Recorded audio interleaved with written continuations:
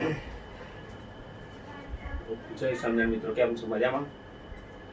હવે આજે આપણે બહુ અગત્યનો ટોપિક શીખવાનો છે, બરાબર છે? હવે લાસ્ટ ટાઈમ આપણે શું શીખ્યા કે એકમ કોષ દીઠ પરમાણુની સંખ્યા, સાદો ઘન, પછી અંતઃ કેન્દ્રિત ઘન અને પછી ફલક કેન્દ્રિત ઘન. ઓકે, હવે આજે એકમ કોષ દીઠ પેકિંગ ક્ષમતા, એકમ કોષ દીઠ પેકિંગ ક્ષમતા, રાઈટ? પેકિંગ કેપેસિટી યાની પીસી, પેકિંગ કેપેસિટી સૌથી અગત્યનો કોન્સેપ્ટ છે તમારા માટે આવ્યો. ચલો પહેલાથી આપણે કેટલી બાબતો તમારે યાદ રાખવાની છે? તો આટલી જ. ચલો,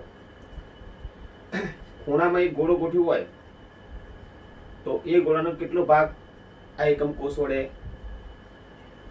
એકમ કોષની અંદર આવેલો હોય, મતલબ ખૂણા વડે ગોળાનો કેટલો ભાગ રોકાય? તો કે 1/8. તો 8મો ટુકડો. એવા 8 ટુકડા થયા ને, 8 ટુકડા, 1/8 એવા 8 ટુકડા થયા. 8 ટુકડાને ભેગા કરો એક ગોળો બને. તો ખૂણા વડે 1/8 ભાગ રોકાય. પછી ફલક વડે, યસ, વેરી ગુડ. આ જે ફલક છે, દિવાલ આ રૂમની, એ બે રૂમ વચ્ચે કોમન છે. કેટલા રૂમ વચ્ચે કોમન છે? બે રૂમ વચ્ચે. ધેટ મીન્સ ફલક વડે કેટલો ભાગ રોકાય? તો 1/2. અને ધારી વડે, સરસ, 1/4 ભાગ રોકાય. ઓકે, ચલો, સાદો ઘન, અંતઃ કેન્દ્રિત ઘન, ફલક કેન્દ્રિત ઘન, આ ત્રણની આપણે વાત કરીએ, બરાબર? એ ત્રણેયમાં કોમન બાબત શું? Yes, good. પરમાણુઓ 8 ખૂણા પર તો હોય છે. સાદા ઘનની અંદર માત્ર 8 ખૂણા પર હોય. પછી યસ, પછી ફલક કેન્દ્રિતમાં 8 ખૂણા અને 6 ફલકની મધ્યમાં, અને અંતઃ કેન્દ્રિતમાં 8 ખૂણા અને 1 મધ્યમાં. ચલો, એસસીપી એકમ કોષ દીઠ પરમાણુ જોઈએ તો 8 ખૂણા ગુણ્યા 1/8 ભાગ બરાબર 1 પરમાણુ, રાઈટ? ચલો, સરસ. પછી BCC body centered cubic close pack, તો એની અંદર 8 ખૂણા ગુણ્યા 1/8 અને વત્તા 1 ક્યાં? તો કે મધ્યમાં, રાઈટ? સરસ, ગુડ. તો 1 + 1 બરાબર 2. અને એફસીસી માં, ચલો, સરસ, 8 ખૂણા ગુણ્યા 1/8 વત્તા 6 ફલક ગુણ્યા 1/2, રાઈટ? અને તો 1 + 3 બરાબર 4. તો પેકિંગ ક્ષમતાની વાત કરીને, તો ચલો, પેકિંગ ક્ષમતા શું છે હું તમને એક સમજાવી દઉં. પરમાણુને આપણે ગોળા તરીકે કહીએ છીએ. ચલો, તમારી પાસે એક પાત્ર છે, માનો કે એક કાચનો એક આવું ડબ્બો છે, ડબ્બો કાચનો, બરાબર છે? અને પરમાણુ ગોળા છે, સમાન કદના તમે ગોળા લઈ લો અને એ ગોળા ડબ્બામાં ભરી દો અને ડબ્બો તમે હલાવો તો એકદમ વ્યવસ્થિત ગોઠવણી થશે. તો તમે ખાલી મને એટલું કહો છો, ગોળા વડે એ ડબ્બાનો ટોટલ ભાગ રોકાય છે, યાની કે ગોળાઓ ટોટલ જગ્યા રોકે છે ડબ્બાની અંદર? ગોળ ડબ્બો હોય ને એની અંદર ટોટલ જગ્યા રોકે છે? ના. તો ગોળાઓ કરીને એમની વચ્ચે જગ્યા હશે. હવે તો ગોળાઓ જે ગોઠવેલા હશે ને, આ રીતે ગોળાઓ, તો એમની વચ્ચે જગ્યા હશે, ખાલી જગ્યા હશે. મતલબ શું કે ડબ્બાનો 100% ભાગ ન રોકાય, 100% ભાગ રોકાય નહીં. એટલે 100% ડબ્બો પેક ના થાય. એટલે પેકિંગ ક્ષમતા ક્યારેય 100% ના હોય. હા, પણ ડેફિનેટલી જેટલા ગોળા વધારે હશે એટલી જગ્યા વધારે રોકશે. એટલે જેટલા ગોળા વધારે હશે એટલી પેકિંગ ક્ષમતા વધારે હશે. તો એફસીસી માં ગોળા વધારે છે એકમ કોષ દીઠ 4, તેની પેકિંગ ક્ષમતા વધારે હશે. અને એસસીપી માં એકમ કોષ દીઠ એક જ પરમાણુ છે, એક જ ગોળો છે, તો પેકિંગ ક્ષમતા કેવી હશે? ઓછી હશે. તો એસસીપી એકમ કોષ દીઠ પેકિંગ ક્ષમતા 52.36% છે, રાઈટ? બીસીસી એકમ કોષ દીઠ પેકિંગ ક્ષમતા 68% છે. 68% ભાગ રોકે, બાકીની 32% જગ્યા ખાલી રહે. એફસીસી ની પેકિંગ ક્ષમતા 74% છે, તો 74% જગ્યા રોકે. એફસીસી એકમ કોષ દીઠ પરમાણુ કેટલી જગ્યા રોકે? 74% જગ્યા રોકે. અને બાકીનો 26% ભાગ કેવો રહેશે? ડબ્બાનો ખાલી રહેશે. એટલે આ પેકિંગ ક્ષમતા સીધી વસ્તુ છે ને. પરમાણુની સંખ્યા ઓછી હોય તો પેકિંગ ક્ષમતા ઓછી હોય, અને પરમાણુની સંખ્યા વધારે હોય તો પેકિંગ ક્ષમતા કેવી હોય છે? વધારે હોય છે. તો હવે આપણે સ્ટેપ બાય સ્ટેપ શીખીએ. ચલો, પહેલા એસસીપી એકમ કોષ દીઠ પેકિંગ ક્ષમતા પછી બીસીસી એકમ કોષ દીઠ અને પછી એફસીસી. આ ત્રણમાંથી એક તો પરીક્ષામાં પૂછાય અને આના પર આધારિત તમને દાખલા પૂછાય. બરાબર છે અગત્યના. તો પહેલા તો પ્રશ્ન થાય એકમ કોષ દીઠ પેકિંગ ક્ષમતા. યાની કે પેકિંગ ક્ષમતાનું સૂત્ર શું છે? પેકિંગ ક્ષમતા એટલે શું? તો ચલો, એકમ કોષ દીઠ પરમાણુનું કદ. એકમ કોષ દીઠ પરમાણુ નું કદ ગુણ્યા 100% 100 હોય અને ભાગ્યા એકમ કોષનું કદ એટલે ઘનનું કદ. સાદી ભાષામાં ઘનનું કદ. ઘનનું કદ એટલે ઘનફળ. ઘનનું ઘનફળ. કદ એટલે ઘનફળ કહેવાય યાર. એકમ કોષ દીઠ પરમાણુનું કદ અને નીચે ઘનનું કદ. આ સૂત્ર છે પેકિંગ ક્ષમતાનું. એકમ કોષ દીઠ પરમાણુનું ઘનફળ, પરમાણુનું કદ અને નીચે એકમ કોષનું કદ એટલે ઘનનું કદ. કયો એકમ કોષ છે? એમ સાદું ઘન છે, સાદું ઘન છે કે અંતઃકેન્દ્રિત ઘન છે કે એફસીસી ફલક કેન્દ્રિત ઘન છે, એના આધારે ઘનનું કદ આવશે. ઓકે, ચલો ગોળો. આ ગોળો કહેવાય, રાઈટ. પરમાણુને આપણે ગોળા તરીકે કહીએ. તો ગોળાનું કદ ખબર જ છે ને તમને? ગોળાનું કદ કેટલું? એટલે ગોળાનું ઘનફળ 4/3 πr3, રાઈટ. 4/3 πr3. ઓકે, તો એકમ કોષ દીઠ પરમાણુનું કદ એટલે ગોળાનું કદ 4/3 πr3. જો એક ગોળો હોય તો 4/3 πr3 હોય. જો બે હોય તો બે પરમાણુ તો 2 વડે ગુણશો અને 4 હોય તો આને કેટલા વડે ગુણશો? 4 વડે ગુણશો. આ તો એક પરમાણુનું કદ છે ને. તો એક પરમાણુનું કદ આટલું જ થશે, પણ બે પરમાણુ કહું તો 2 ગુણ્યા 4/3 πr3 અને 4 કહું તો 4 ગુણ્યા 4/3 πr3 થશે. ઓકે, ચલો પહેલા આપણે શીખીએ સાદા ઘન એકમ કોષ દીઠ પેકિંગ ક્ષમતા. ઓકે,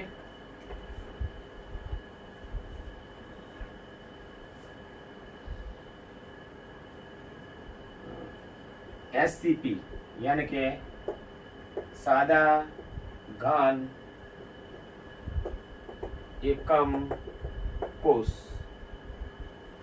दीठ पैकिंग क्षमता, राइट. चलो बराबर. चलो सादो घन तो एससीपी सादा घन में परमाणु क्या गुफाए? सरस गुड. चलो आप आकृति बताई दीजिए.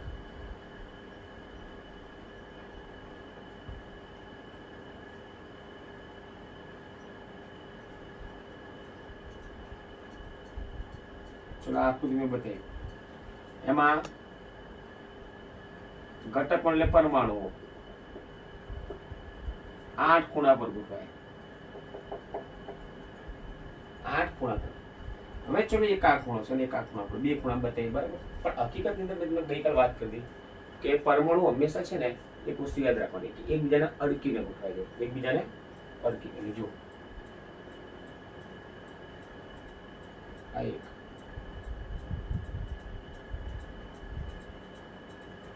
બરાબર.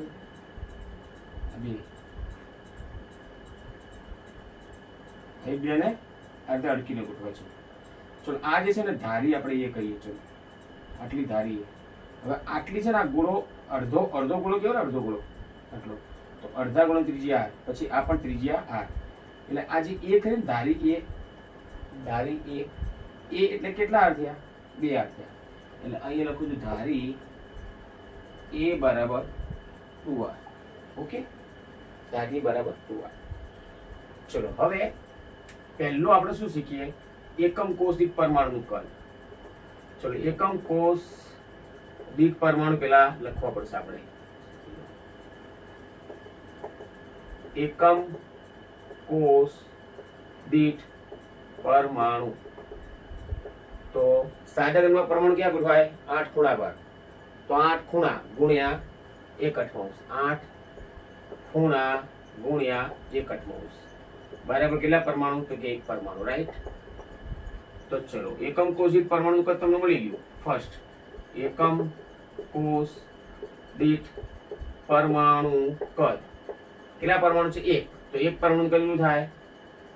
1 પરમાણુ કદ યસ ગુડ 4/3 πr3, રાઈટ. એકમ કોષ દીઠ પરમાણુનું કદ. ઓકે, ચલો સેકન્ડ ઘનનું કદ. ઘનનું કદ જો એકમ કોષ દીઠ પરમાણુ કદ આપણે શોધી કાઢ્યું 4/3 πr3. હવે ઘનનું કદ ચલો આ એ આ પણ એ ને આ પણ એ બધી એ જ છે ને, લંબાઈ ગુણ્યા પહોળાઈ ગુણ્યા ઊંચાઈ ઘનફળ બધી એવું આવશે ને, એટલે ઘનનું કદ એ ગુણ્યા એ એટલે એ ઘન થાય. ચલો એ એટલે શું છે તો કે 2r 2r ઘન. જો એ એટલે શું બેટા 2r બરાબર, એકર અને 2r એટલે આ એ જે છે ને એ 2r છે રાઈટ, એટલે 2r ઘન થશે. 2r ઘન એટલે ધેટ મીન્સ 8r ક્યુબ થાય બરાબર ને, 8r ક્યુબ, કારણ કે 2 નો ઘન 8 અને r નો ઘન. ચલો પીસી પેકિંગ કેપેસિટી રાઈટ, તો એકમ કોષ દીઠ પરમાણુનું કદ કેટલું 4/3πr³ અને ગુણ્યા 100 અને નીચે ઘનનું કદ કેટલું છે 8r³. ચલો r³ ગયું 4 દુ 8 નીચે 2 થશે ને, 4 દુ 8 એટલે 3 દુ 6 એટલે π/6 ગુણ્યા 100 રાઈટ બરાબર ને. પાઈ એટલે 3.14 ગુણ્યા 100 ભાગ્યા 6 એટલે આ 52.36 તમારે આટલા ટકા આવશે બરાબર, 52.36% તમારે આવશે.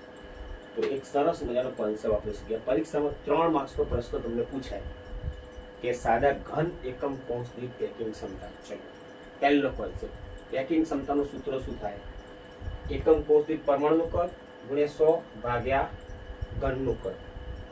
ચલો સાદા ઘન એકમ કોષ દીઠ આપણે પેકિંગ ક્ષમતા શોધીએ એટલે 3 માર્ક્સનો પ્રશ્ન મળી ગયો. તો સાદા ઘનમાં પરમાણુ 8 ખૂણા પર ગોઠવાય. આપણે અહીંયા જે પરમાણુ કરે ને એકબીજાને અડકીને ગોઠવાય, એટલે આ ધારી એ રાઈટ, અને આ બે પરમાણુ અડકીને ગોઠવેલા છે. તો આટલું r ને આટલું r એટલે આખી a બરાબર 2r થાય, એટલે ધારી a બરાબર શું થશે બેટા 2r થશે. ચલો એકમ કોષિત પરમાણુ કેટલા, તો સાદા ઘનમાં પરમાણુ ક્યાં ગોઠવાય 8 ખૂણા પર ગોઠવાય બરાબર છે. તો 8 ખૂણા ગુણ્યા 1 અઠવાંશ એટલે એક પરમાણુ.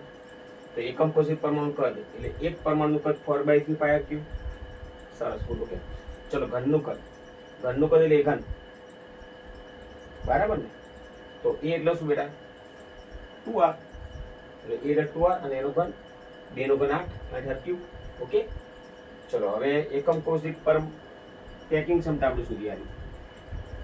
સાદા ઘન એકમ કોષિત પેકિંગ ક્ષમતા, એકમ કોષિત પરમાણુ કદ 4/3πr³ ગુણ્યા 100 નીચે ઘનનું કદ 8r³ r³ ગયા, આ 4 દુ 8 3 દુ 6 અને ઉપર વધી પાઈ ગુણ્યા 100 π/6 ગુણ્યા 100 પાઈ એટલે 3.14 ગુણ્યા 100 ભાગ્યા 6 બરાબર કમ્પ્લીટ. એટલે હવે કોઈ શંકા કરી તમારે સરસ મજાના બધા કોન્સેપ્ટ આપણે શીખી ગયા. આ યાદ રાખજો આવ્યું કે સાદા ઘનમાં એ બરાબર 2r થાય. ચલો હવે આપણે શીખીએ એફસીસી માટે. કોના માટે? એફસીસી માટે. સ્ક્રીનશોટ પાડી દેજો બેટા બરાબર છે, અને આ રીતે તમારે પરીક્ષામાં લખવાનું રહેશે.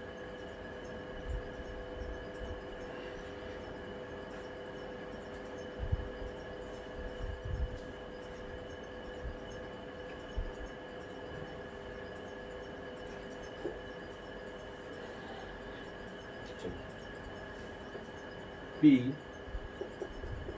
એફસીસી એકમ કોષ દીઠ પેકિંગ ક્ષમતા. એફસીસી એકમ કોષ દીઠ પેકિંગ ક્ષમતા. ચલો હવે એફસીસી એકમ કોષમાં પરમાણુ ક્યાં ગોઠવાય, પરમાણુઓ એટલે ઘટક કરો બેટા બરાબર ને. 8 ખૂણા પર અને 6 ફલકની મધ્યમાં રાઈટ. 8 ખૂણા પર અને 6 ફલકની મધ્યમાં. ઓકે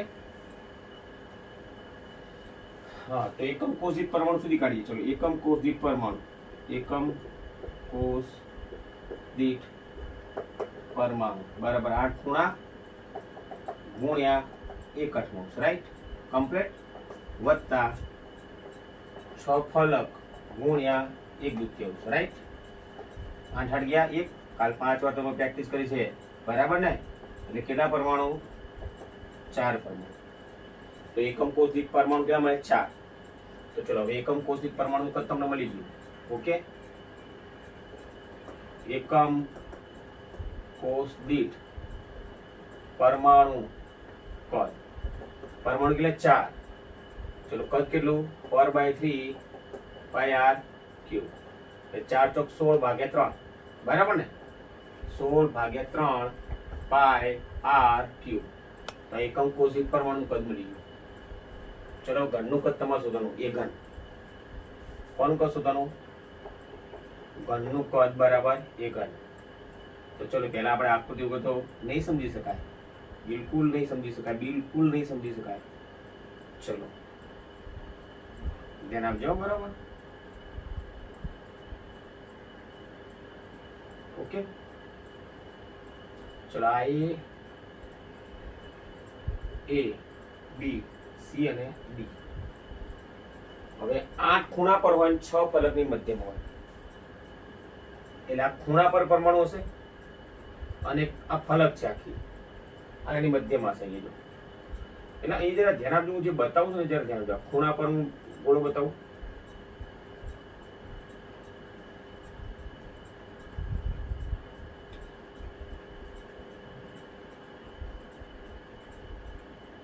યસ, ગુડ, જોઈ લો.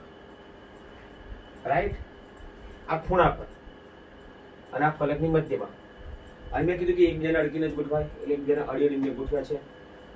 ચલો એ આ જે છે ને એ ફલકનો વિકર્ણ છે. ફલકનો શું છે? વિકર્ણ. ચલો આ ધારી એ, આ પણ ધારી એ, અને આને આપણે બી કહીએ. શું કહીએ બેટા? બી કહીએ. ઓકે, વિકર્ણ આપણે શું કહીએ? બી કહીએ. ચલો હવે જોજો, આ જે ગોળો ખરે ને એની ત્રિજ્યા આ પણ ત્રિજ્યા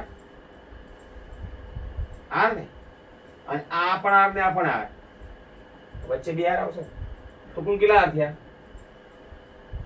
આ એક આર, બે આર ને વચ્ચે બે આર, કુલ કેટલા આર થયા? 4. એટલે બી બરાબર 4 આર થાય, બરાબર? વિકર્ણ બી બરાબર 4 આર. ચલો ક્લિયર?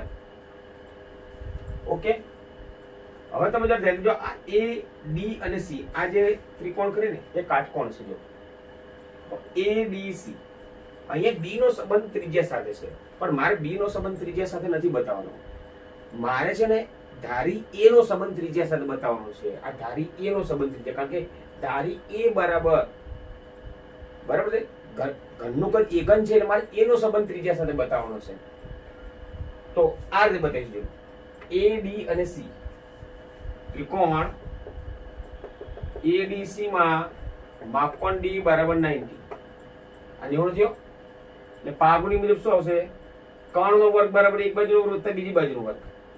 એટલે કર્ણનો વર્ગ એટલે બી નો સ્ક્વેર. આ એક બાજુ પણ એ, બીજી બાજુ પણ એ. એટલે માટે પાગુની મુજબ બી સ્ક્વેર બરાબર એ સ્ક્વેર પ્લસ એ સ્ક્વેર, બી સ્ક્વેર બરાબર એ સ્ક્વેર પ્લસ એ સ્ક્વેર. રાઈટ? સો બી સ્ક્વેર બરાબર 2a સ્ક્વેર. સો બી બરાબર √2a વર્ગમૂળ લઈએ બંને બાજુ, એટલે બી વર્ગમૂળ વર્ગ લઈને જતું રહે, પણ બે નું તો વર્ગમૂળ રહેશે. સો તમે આમાં એને કરતા બનાવો તો a બરાબર √2, સોરી √2 આ બધું નીચે આવશે ને, એટલે b બાય √2, a બરાબર b બાય √2. પણ b એટલે શું થયું બેટા? 4r. Yes, good good, 4r. 4r by √2 complete. ચલો હવે a બરાબર 4r એટલે 2 ગુણ્યા 2 r બાય √2 કમ્પ્લીટ. ચલો a બરાબર આ 2 એટલે √2 ગુણ્યા √2 લખાય, √2 ગુણ્યા √2 r બાય √2, એટલે એક √2 ઉડી ગયું. સો a બરાબર 2 √2 r, 2 √2 r. યસ, a બરાબર 2 √2 r કમ્પ્લીટ. ચલો હવે